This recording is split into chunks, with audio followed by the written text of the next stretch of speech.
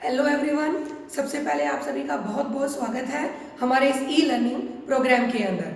मेरा नाम रिंकी मिगलानी है और मैं doctor B.R. Ambedkar government college Kaithal में कॉमर्स की प्रोफेसर हूँ। आज के हमारे इस ई लर्निंग प्रोग्राम के अंदर आज हम लोग कंपनी लॉ सब्जेक्ट के ऊपर डिस्कस करेंगे। कंपनी लॉ सब्जेक्ट के अंदर आज का हमारा टॉपिक है डॉक्ट्राइन ऑफ अल्ट्रा वायरस। ये टॉपिक हमारे बीकॉम के स्टूडेंट्स के लिए और एमकॉम के स्टूडेंट्स के लिए भी बेनिफिशियल है। तो आइए चलिए शुरू करते हैं कि डॉक्ट्राइन ऑफ अल्ट्रा वायरस क्या है। डॉक्ट्राइन ऑफ अल्ट्रा वायरस, इसे शुरू करने से पहले मैं आपको बताऊंगी कि डॉक्ट्राइन किसे कहते हैं। डॉक्ट्राइन का मतलब होता है कोई भी प्रिंसिपल, कोई भी रूल या कोई भी सिद्धांत। Now what is ultra vires? Ultra vires क्या है? हिंदी में इसे कहा जाता है अधिकारों के बाहर किए गए कार्य या शक्ति बाह्य का सिद्धांत।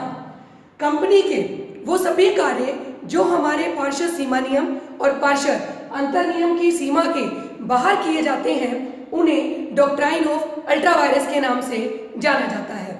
Now what is MOA? पार्षद सीमा नियम क्या है?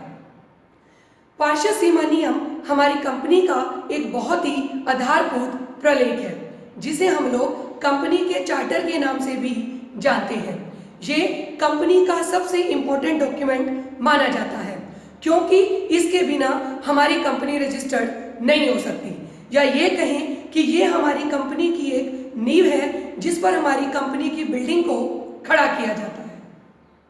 फिर आर्टिकल क्या है? कंपनी का अंतर नियम क्या है?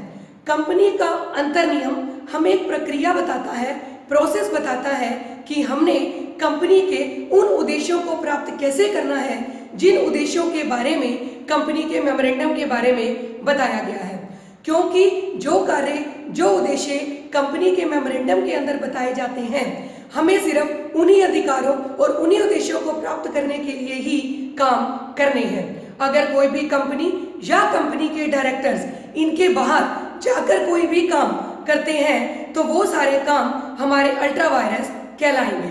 तो in short form we can say company के वो सभी काम जो पार्षद सीमा नियम और पार्षद अंतर नियम की सीमा के बाहर किए जाएंगे उन्हें डॉक्ट्राइन ऑफ अल्ट्रा वायरस के नाम से जाना जाएगा। नाउ द क्वेश्चन अराइज, अब क्वेश्चन उठता है कि आखिर ये सिद्धांत बनाया क्यों गया? इस अल्ट्रा वायरस डॉक्ट्राइन के उद्देश्य क्या है? इस सिद्धांत के दो उद्देश्य हैं।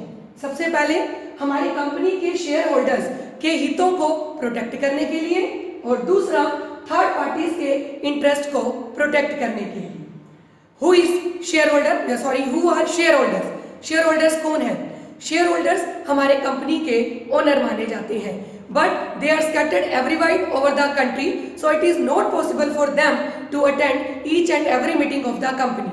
हमारे कंपनी के शेयर होल्डर्स कंपनी के मालिक हैं। They invest their capital in the company. वो अपना पैसा हमारी कंपनी में लगाते हैं, लेकिन वो ये जानना चाहते हैं कि जो पैसा उन्होंने लगाया वो हमारे कंपनी के डायरेक्टर्स कहाँ यूज कर रहे हैं। तो डॉक्ट्राइन ऑफ अल्ट्रा वायरस के सिद्धांत के अनुसार वो ये जान सकते हैं कि उनका पैसा सुरक्षित है या नहीं, कंपनी के डायरेक्टर्स उन्हें कमर्शियल एक्टिविटीज में यूज कर रहे हैं या नहीं। तो अल्ट्रा वायरस के सिद्धांत के अनुसार ही कंपनी के शेयर होल्डर्स ये जान पाएंगे। दूसरा, थर्ड पार्टीज लाइक हमारे क्रेडिटर्स, वो ये जानना चाहते हैं कि क्या कंपनी के डायरेक्टर्स उनके पैसे का मिसयूज तो नहीं कर रहे। तो डॉक्ट्राइन ऑफ अल्ट्रा वायरस से उन्हें ये बात क्लियर हो जाती है कि उनके पैसे का इस्तेमाल कंपनी के ही कार्यों में लगाया जा रहा है, ना कि मिसयूज किया जा रहा है। डॉक्ट्राइन ऑफ अल्ट्रा वायरस के अंदर हमारा एक बहुत ही पॉपुलर केस हुआ था। इस केस का नाम था Ashbury Railway Carriage and Iron Company Limited versus Riche. क्या हुआ इस केस के अंदर?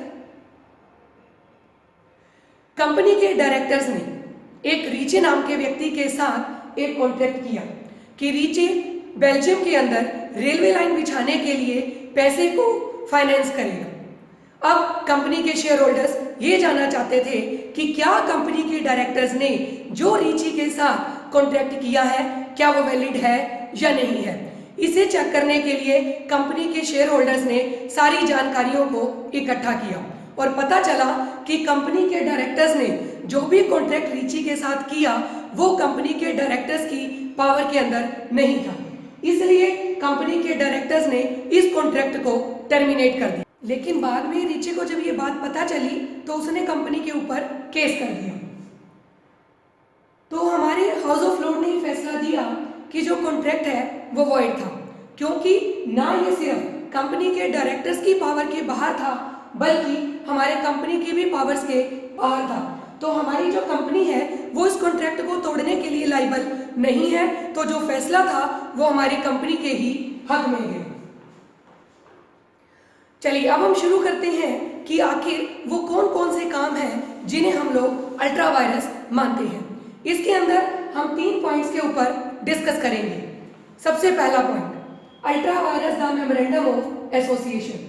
इसका मतलब है ऐसे वो सभी काम जो हमारे पार्शियल सीमा नियम के बाहर किए गए हों। दूसरा, ultra vires the article of association but intra virus memorandum of association. वो सभी काम जो हमारे अंतर नियम के बाहर किए गए हैं लेकिन पार्शियल सीमा नियम के अंदर किए गए हैं। Third point, ultra virus the directors but intra virus the memorandum of association. वो सभी काम जो डायरेक्टर्स की सीमा के बाहर थे लेकिन पार्शियल सीमा नियम के अधिकारों के अंदर थे। चलिए शुरू करते हैं।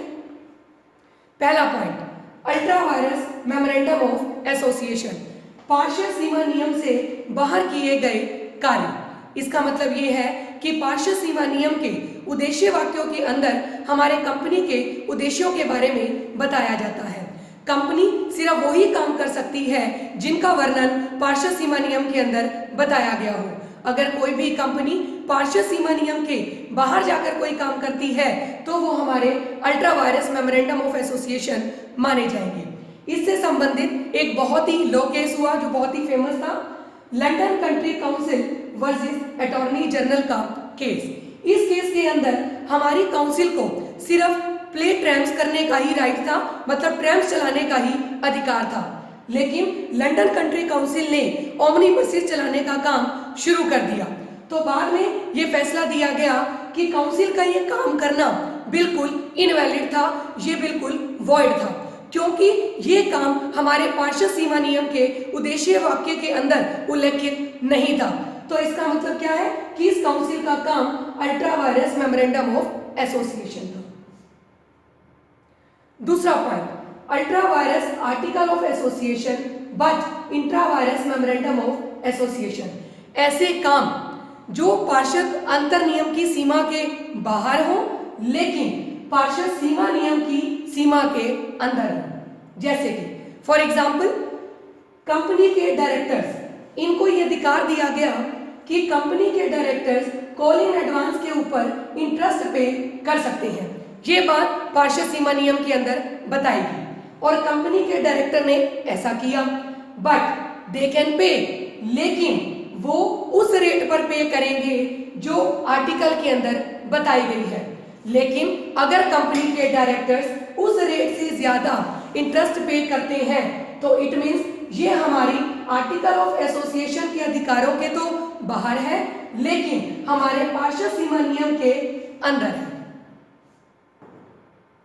Third point, ultra virus directors but intra virus memorandum of association. इसका मतलब क्या है कि अब हमारे कंपनी के डायरेक्टर्स अपनी सीमा के अगर बाहर जाकर कोई काम करते हैं लेकिन उन्होंने काम पार्शियल सीमा नियम के अंदर रहकर किया।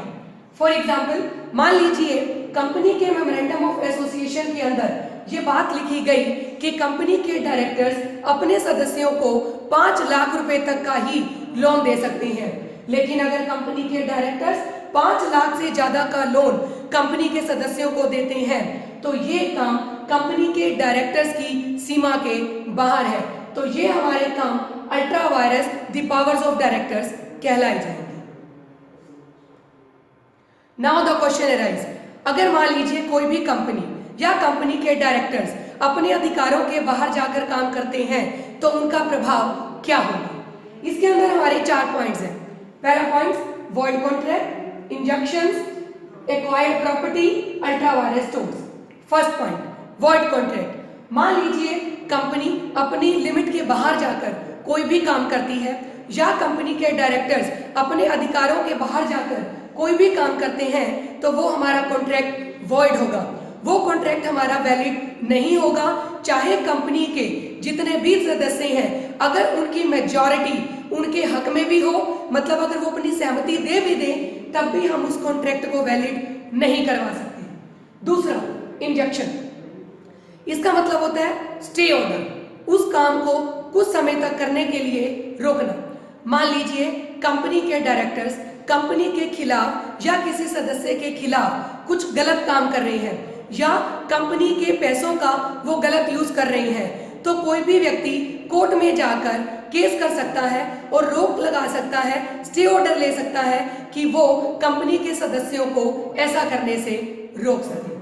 Third, acquired property. मान लीजिए कंपनी के डायरेक्टर्स ने, ठीक है, कंपनी के पैसों से ही कंपनी के लिए कोई भी प्रॉपर्टी एक्वायर खरीदी, ठीक है, लेकिन ये कंपनी के डायरेक्टर्स की पावर्स के बाहर थी, तो अब कंपनी को ये राइट है कि वो उस प्रॉपर्टी को एक्वायर कर लेगी।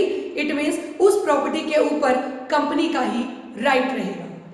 Fourth point, ultra vires torts. For example, मान लीजिए कंपनी के कर्मचारी अपनी सीमा के बाहर जाकर कोई भी काम करते हैं, जिससे किसी भी थर्ड पार्टी के हितों को कोई भी नुकसान होता है, then company is not liable. तो कंपनी उस काम के लिए जिम्मेदार नहीं है, बल्कि कंपनी के वो लोग जिन्होंने कंपनी की सीमा के बाहर जाकर काम किया है, वो लोग ही जिम्मेदार माने जाएंगे, क्योंकि कंपनी सिर्फ उन्हीं कामों के लिए ही जिम्मेदार है जिनका वर्णन कंपनी के पार्षद सीमा नियम के उद्देश्य वाक्यों के अंदर किया गया है। तो ये हमारे इफेक्ट्स होंगे अल्ट्रा वायरस ट्रांजैक्शंस में। आज के इस लेक्चर के अंदर हमने डॉक्ट्राइन ऑफ अल्ट्रा वायरस के बारे में पढ़ा। अल्ट्रा वायरस का सिद्धांत क्यों बनाया गया, उसके उद्देश्य क्या थे, उनके बारे में पढ़ा। कौन कौन से काम हमारे अल्ट्रा वायरस कहलाते हैं, उसके बारे में करा। 2-3 हमने केसेस के बारे में स्टडी करा, और अल्ट्रा वायरस ट्रांजैक्शन का प्रभाव क्या होगा, हमने उसके बारे में पढ़ा। तो मुझे उम्मीद है कि आपको ये मेरा लेक्चर बहुत पसंद आया होगा, और प्लस मैं आप लोगों का धन्यवाद भी करना चाहूंगी कि आप लोगों ने मुझे अपना बहुत ही कीमती समय दिया। Thank you so much, have a nice day.